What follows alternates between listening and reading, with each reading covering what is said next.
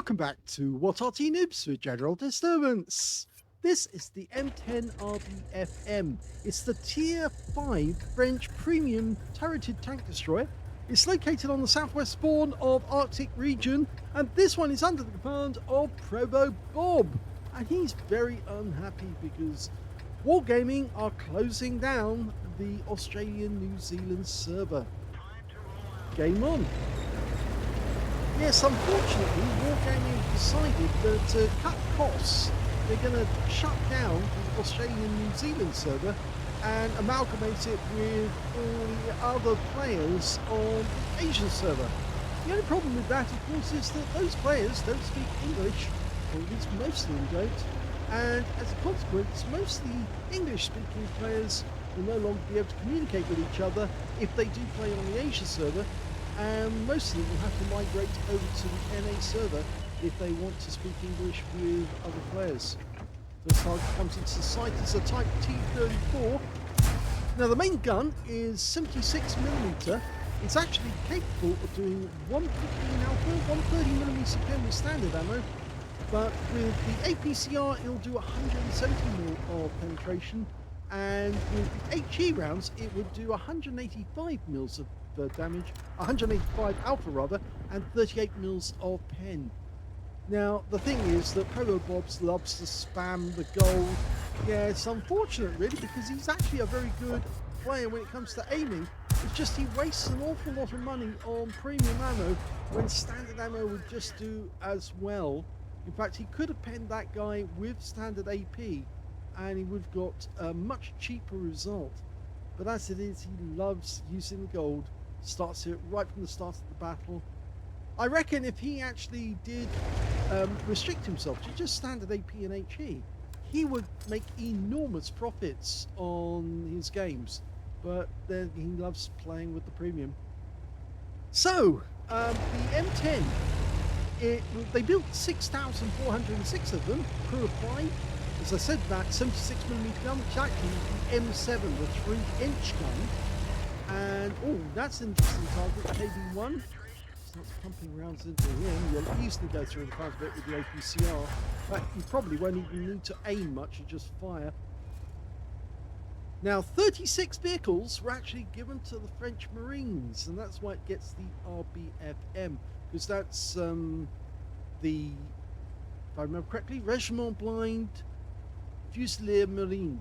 That's it. The name of the French Marines is the Regiment of Tanks in the French Navy, or French Marines, I should say.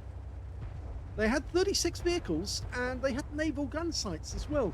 And those naval gun sights became very useful in one particular heroic moment on the Champs-Élysées, when the French actually spotted a German Panther right the other way down the other end of the Champs-Élysées. They knew the distance of the Champs-Élysées, so all they had to do was line up the gun sights. They knew precisely the distance from one end to the other, and they shot and killed the enemy Panther with right the way down the Champs-Élysées. So those shells went much faster than anyone on the Tour de France. That aside, I mean, it was quite amazing to know the distance, so you dialed the distance in on the gun. Normally, you have to look through the sights and guess and try and work out how far away the enemy tank is. But in this case, they knew exactly how far away that enemy tank was, and they were able to get shots into them.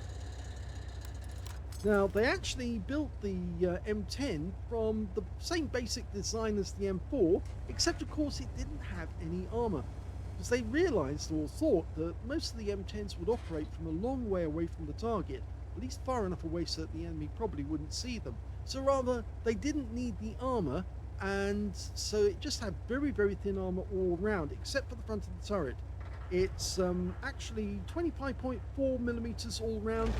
Front of the turret is 57.2, and they actually left bosses on the armor plates to enable them to put extra applique armor on if they needed to. Well, he's tearing through that Type 95 who just killed one of our bots. There are bots in this game, by the way. Yeah, and he's killed the Type 95, and he's now onto the standard ammo. Now, Bob actually uses camo nets and binos. Binos is a good choice. Camo nets is a bad choice, actually. This thing only does 48 kilometers an hour, so actually adding a turbo would be much better. So it speed this vehicle up tremendously, and that makes a big difference when you play the game. Well, he's certainly getting shots on this KV-1, and they're penetrating, and that's with standard ammo. And potentially he's got a high caliber because he's got 20% of the enemy hit pool. He just needs to make sure that nobody else on his team manages to get the same amount. Now so we're backing up to get behind the wreck that's behind him. To get one shot on DW2. There's the wreck.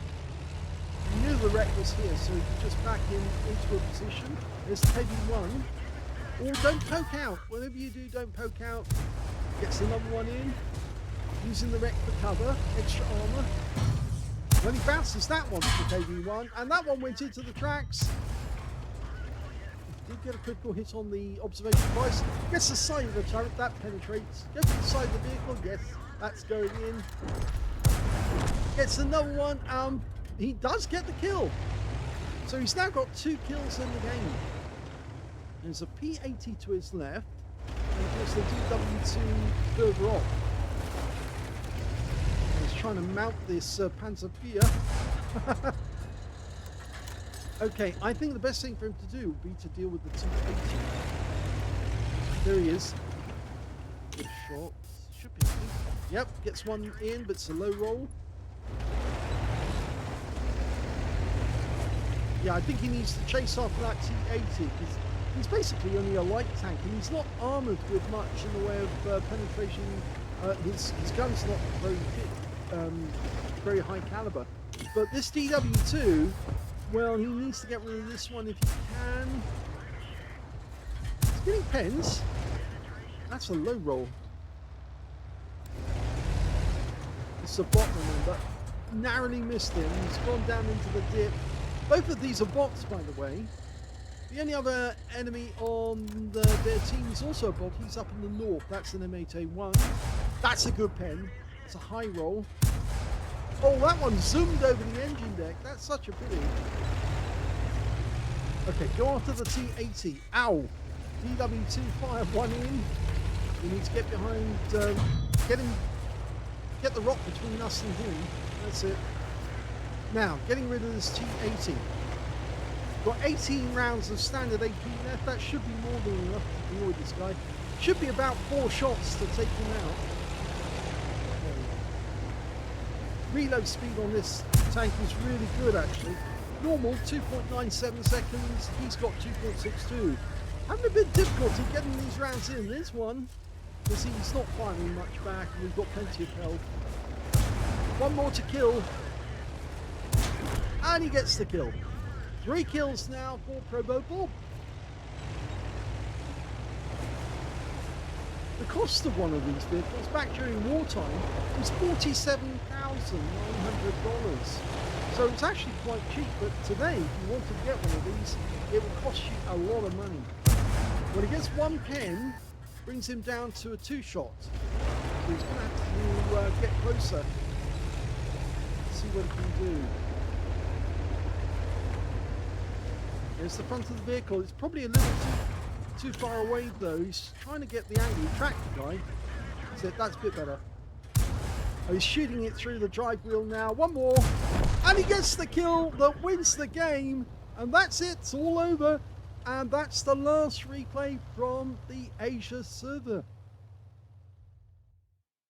Here's the end of battle stats, and that was an ace tanker game for ProvoBob in the M10 RBFM. He managed to get a fighter badge for getting at least 4 kills. He did get 4 exactly, as well as a duelist for taking down 2 tanks who damaged him, a fighter effect for doing more damage than the hit points for his own vehicle, and a bruiser medal for getting at least 5 critical hits in this game. He managed to get 12.